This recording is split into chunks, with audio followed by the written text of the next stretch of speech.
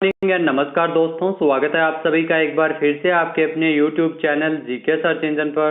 आज है 18 सितंबर और 18 सितंबर से रिलेटेड राजस्थान करंट अफेयर्स के जितने भी इम्पोर्टेंट क्वेश्चन हैं सभी हम इस वीडियो में डिस्कस करने वाले हैं।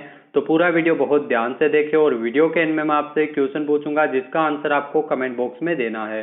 कल के वीडियो में मैंने आपसे क्वेश्चन पूछा था जो था राजस्थान के किस जिले में international centre of excellence in panchakarma बनाया जाएगा, तो इसका सही आंसर आपको कमेंट बॉक्स में देना था। तो राजस्थान के जोधपुर जिले में international centre of excellence in panchakarma की स्थापना की जाएगी। तो ए ऑप्शन यहाँ पर बिल्कुल सही था। जिन दोस्तों ने ए ऑप्शन कमेंट बॉक्स में सही जवाब दिया उनको हार्दिक शुभकामनाएं। राजस्थान में आरोग्य, पर्यटन और आयुर्वेद को बढ़ावा देने के लिए जोधपुर जिले में स्थित डॉक्टर सर्वपल्ली राधाकृष्णन राजस्थान आयुर्वेद विश्वविद्यालय में विशेष केंद्र international centre of excellence in panchakarma बनाया जाएगा। इसी के साथ ही विश्वविद्यालय में ड्रग टेस्टिंग लैब की स्थापना के साथ साथ रसायनशाला का भी विस्तार किया जाएगा। तो सीएम अशोक गहलोत ने आयुर्वेद विश्वविद्यालय में सेंटर ऑफ एक्सीलेंस प्रयोगशाला और विभिन्न विशेषज्ञ सेवाओं और सुविधाओं के लिए तकरीबन 49.71 करोड़ रुपए से अधिक की राशि के प्रस्ताव को स्वीकृति प्रदान की है। बजट में इन सुविधाओं के विस्तार की घोषणा की गई थी। तो चलिए स्टार्ट करते हैं आज के करंट अफेयर्स। पहला क्वेश्चन है, सुप्रीम कोर्ट के कॉलेजियम ने किस हाई कोर्ट के मुख्य न्यायाधीश अकील कुरैशी को राजस्थान उच्च न्यायालय में स्थानांतरित करने की सिफारिश की है। तो आपको बता दें कि त्रिपुरा हाई कोर्ट के मुख्य न्यायाधीश है अकील कुरैशी, जिनको राजस्थान हाई कोर्ट में चीफ जस्टिस के रूप में स्थानांतरित करने की सिफारिश की है। तो ए ऑप्शन यहाँ पर बिल्कुल सही है। ये जो आपको तस्वीर में दिखाई दे रहे हैं यही है अकील कुरैशी। आइए जानते हैं इंपॉर्टेंट फैक्ट। तो सुप्रीम कोर्ट के कॉलेजियम ने त्रिपुरा हाई कोर्ट के मुख्य न्यायाधीश अकील कुरैशी को राजस्थान उच्च न्यायालय में स्थानांतरित करने की सिफारिश की है। वर्तमान में राजस्थान के मुख्य न्यायाधीश है इंद्रजीत मोहंती। तो भारत के मुख्य न्यायाधीश एन.वी. रमन्ना की अध्यक्षता वाले 3 सदस्यीय कॉलेजियम ने सिफारिश की है कि त्रिपुरा उच्च न्यायालय के मुख्य न्यायाधीश न्यायमूर्ति अकील कुरैशी का राजस्थान उच्च न्यायालय में स्थानांतरित किया जाए। क्या होती है कॉलेजियम पद्धति? तो आपको बता दें कि यह कॉलेजियम पद्धति है जो न्यायाधीशों को नियुक्ति और स्थानांतरण की एक प्रणाली है जो संसद के किसी भी अधिनियम या संविधान के प्रावधान द्वारा स्थापित न होकर सर्वोच्च न्यायालय के निर्णयों के माध्यम से विकसित हुई है। कॉलेजियम की सिफारिश जो प्रधानमंत्री राष्ट्रपति को भेजी जाती है, उसके बाद मंजूरी मिलने के बाद नियुक्ति है वो फाइनल की जाती है। तो आपको बता दें कि वर्तमान में जो राजस्थान के हाईकोर्ट के मुख्य न्यायाधीश है इंद्रजीत मोहंती, तो अकील कुरैशी को राजस्थान उच्च न्यायालय में स्थानांतरित करने की सिफारिश है वो कॉलेजियम के द्वारा की गई है सुप्रीम कोर्ट में। नेक्स्ट यहाँ पे क्वेश्चन है, हाल ही में राजस्थान के किस वरिष्ठ पत्रकार और साहित्यकार का निधन हुआ है? तो राजस्थान के वरिष्ठ पत्रकार और साहित्यकार ईश मधु तलवार का निधन हुआ है। तो ए ऑप्शन यहाँ पर बिल्कुल सही है। ये जो आपको तस्वीर में दिखाई दे रहे हैं यही है ईश मधु तलवार और इनका हाल ही में निधन हुआ है, जो राजस्थान से वरिष्ठ पत्रकार थे और साहित्यकार भी थे। आइए जानते हैं इंपॉर्टेंट फैक्ट। तो राजस्थान के वरिष्ठ पत्रकार और साहित्यकार ईश मधु तलवार का 16 सितंबर को निधन हो गया है। इनका संबंध है वो राजस्थान के जयपुर से था। ईश मधु तलवार है वो जयपुर में पिंक सिटी प्रेस क्लब के 3 बार अध्यक्ष भी रह चुके हैं। इसके साथ ये राजस्थान श्रमजीवी पत्रकार संघ के 2 बार अध्यक्ष रहे थे। इसके अलावा आपको बता दें कि ये भी इम्पोर्टेंट है, तो यूको बैंक राजस्थान ने हिंदी दिवस के अवसर पर जो वरिष्ठ साहित्यकार विजयदान देथा की स्मृति में विजयदान देथा भाषा सेतु सम्मान शुरू किया था और पहला सम्मान ईश मधु तलवार को ही दिया गया था। तो इनका निधन हो गया है 16 सितंबर को। तो इनका संबंध है वो राजस्थान के जयपुर से है। पत्रकारिता के साथ साथ ईश मधु तलवार है वो साहित्य जगत में भी चर्चित नाम है। इनकी जो पुस्तक है लाल बजरी की सड़क, वो तेरे प्यार का गम, जो रीनाला कुर्द, काफी चर्चित पुस्तकें हैं इनकी, जिन्होंने साहित्य के जगत में भी नाम रोशन किया था। इसके अलावा ये राजस्थान ही नहीं बल्कि देश के हिंदी पत्रकारिता में ईश मधु तलवार एक चर्चित नाम थे। राजस्थान पत्रिका, नव भारत टाइम्स से लेकर कई अन्य समाचार पत्रों सहित टीवी समाचार में जो इलेक्ट्रॉनिक मीडिया ईटीवी सहित इन्होंने अपनी सेवाएं है वो दी है। तो ईश मधु तलवार जिनका निधन हुआ है जो जयपुर से संबंधित है। नेक्स्ट यहाँ पे क्वेश्चन है, हाल ही में राजस्थान के किस जिले में पहली बार जुरासिक युग के हाइबोडोंट शार्क की नई प्रजाति के दांत खोजे गए हैं? तो जुरासिक युग के हाइबोडोंट शार्क की प्रजाति के नए दांत खोजे गए हैं जैसलमेर में। ए ऑप्शन यहाँ पर बिल्कुल सही है। इस तरह से आप देख सकते हैं इनको खोजा गया है। जो जुरासिक युग की हाइबरडोंट शार्क की प्रजाति के ये दांत है। आइए जानते हैं इंपॉर्टेंट फैक्ट।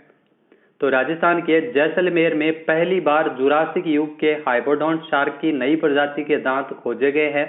ट्राइसिक और प्रारंभिक जुरासिक एरा के दौरान समुद्री और नदी के दोनों वातावरण में हाइबरडोंट मछलियों का एक प्रमुख समूह था। भारतीय भूवैज्ञानिक सर्वेक्षण जीएसआई के पश्चिमी क्षेत्र जयपुर के अधिकारियों की टीम के द्वारा, जिसमें कृष्ण कुमार, प्रज्ञा पांडे, त्रिपर्णा घोष और देवाशीष भट्टाचार्य के द्वारा ये खोजे गए हैं, दुर्लभ खोज की गई है। जैसलमेर में पहली बार हाइबरडोंट शार्क की प्रजाति के नए दांत खोजे गए हैं।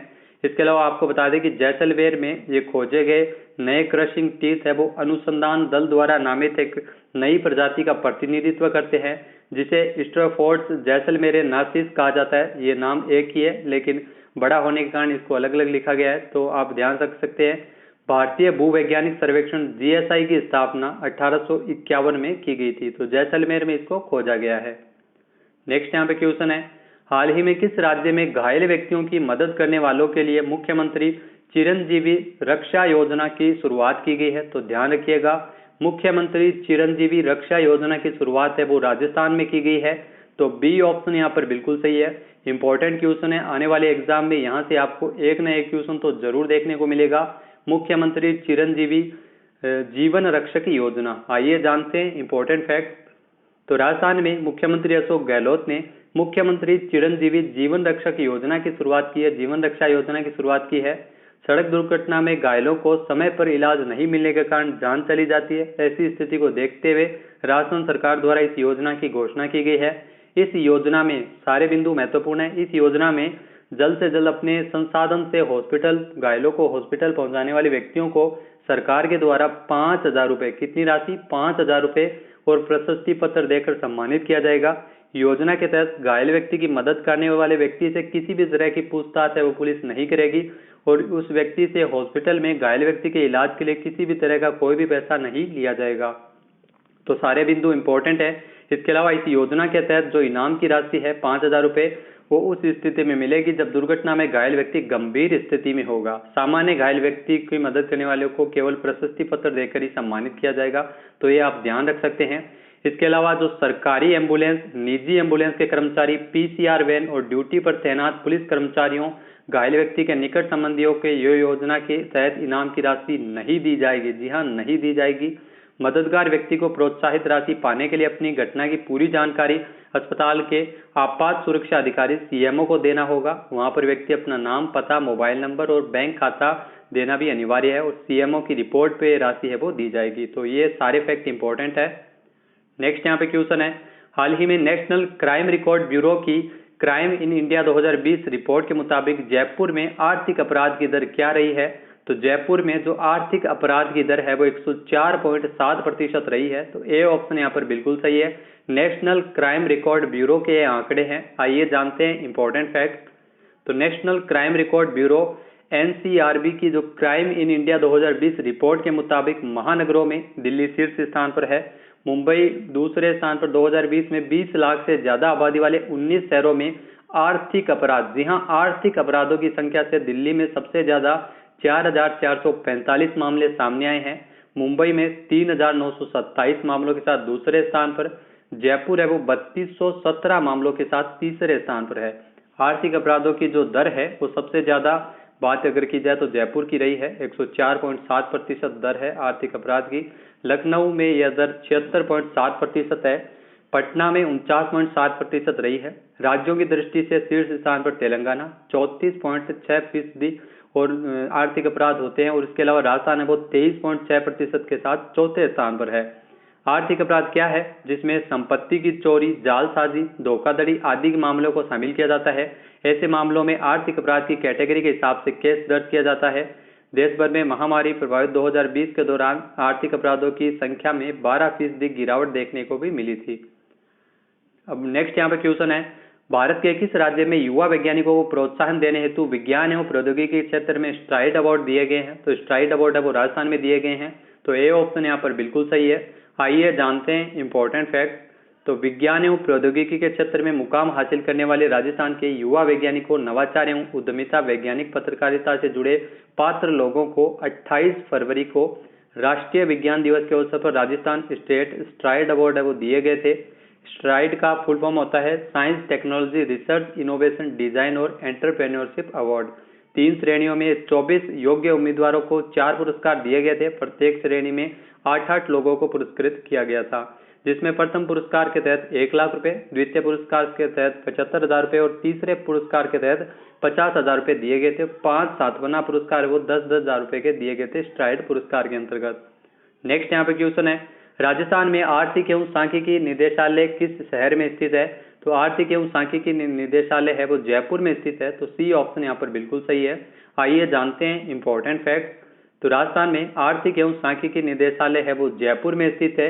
राज्य की आर्थिक वृद्धि एवं सामाजिक आर्थिक क्षेत्र में हुए विकास की प्रगति को आर्थिक एवं सांख्यिकी निदेशालय द्वारा आर्थिक समीक्षा के रूप में तैयार किया जाता है।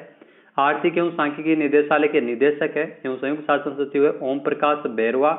इसके अलावा इसके जो आयोजन एवं सांख्यिकी विभाग के प्रमुख शासन सचिव है नवीन जैन। नेक्स्ट यहाँ पे क्वेश्चन है, हाल ही में राजस्थान हस्तशिल्प सप्ताह का आयोजन दिसंबर 2021 में कहाँ किया जाएगा? तो राजस्थान हस्तशिल्प सप्ताह का आयोजन दिसंबर 2021 में जयपुर में किया जाएगा। तो बी ऑप्शन यहाँ पर बिल्कुल सही है। आइए जानते हैं इंपॉर्टेंट फैक्ट। तो राजस्थान हस्तशिल्प सप्ताह का आयोजन है वो दिसंबर 2021 में जयपुर में स्थित राजस्थान हाट में किया जाएगा। राजस्थान हस्तशिल्प नीति के तहत राजस्थान सरकार के द्वारा हस्तशिल्प उत्पादों के राष्ट्रीय एवं अंतर्राष्ट्रीय स्तर पर पहचान दिलाने के लिए हर साल दिसंबर माह में हस्तशिल्प सप्ताह का आयोजन किया जाता है। जयपुर में इसका आयोजन होगा, जिसमें देश के विभिन्न राज्यों के हस्तशिल्प उत्पादों की प्रदर्शनी की जाएगी। नेक्स्ट यहाँ पे क्वेश्चन है, हाल ही में भारत का पहला यूरो ग्रीन बॉन्ड किसके द्वारा जारी किया गया है? तो ध्यान रखिएगा, भारत का पहला यूरो ग्रीन बॉन्ड है वो जारी किया गया है पावर फाइनेंस कॉर्पोरेशन लिमिटेड के द्वारा। तो ए ऑप्शन यहाँ पर बिल्कुल सही है। पीएफसी के द्वारा पहला यूरो ग्रीन बॉन्ड जारी किया गया था। आइए जानते हैं इंपॉर्टेंट फैक्ट। तो विद्युत मंत्रालय ने 15 सितंबर 2021 को जानकारी दी है कि power finance corporation limited PFC ने सफलतापूर्वक अपना पहला यूरो 300 मिलियन तो 7 वर्षीय यूरो बॉन्ड निर्गमन किया है।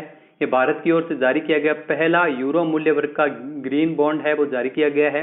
ये किसी भी, ध्यान रखना, किसी भी भारतीय गैर बैंकिंग वित्तीय कंपनी द्वारा, जी हाँ, पीएफसी जो पावर फाइनेंस कॉर्पोरेशन लिमिटेड है, तो गैर बैंकिंग वित्तीय कंपनी द्वारा जारी किया गया पहला यूरो निर्गमन बॉन्ड है। नेक्स्ट है, हाल ही में विश्व रोगी सुरक्षा दिवस कब मनाया गया है? तो विश्व रोगी सुरक्षा दिवस 17 सितंबर 2021 को मनाया गया। तो ए ऑप्शन यहाँ पर बिल्कुल सही है। आइए जानते हैं इंपॉर्टेंट फैक्ट। तो विश्व रोगी सुरक्षा दिवस है वो हर साल 17 सितंबर को मनाया जाता है। मुख्य उद्देश्य स्वास्थ्य देखभाल की सुरक्षा के लिए सार्वजनिक जुड़ाव बढ़ाना, रोगी सुरक्षा को बढ़ावा देना, रोगी के नुकसान को कम करना है। इस दिन की स्थापना मई 2019 में 72वीं विश्व स्वास्थ्य सभा द्वारा रोगी सुरक्षा पर वैश्विक कार्यवाही पर संकल्प WHS 7.2.6 को अपनाने के साथ की गई थी। साल 2021 के लिए विश्व रोगी सुरक्षा दिवस की जो थीम रखी गई है वो है safe material and new born care.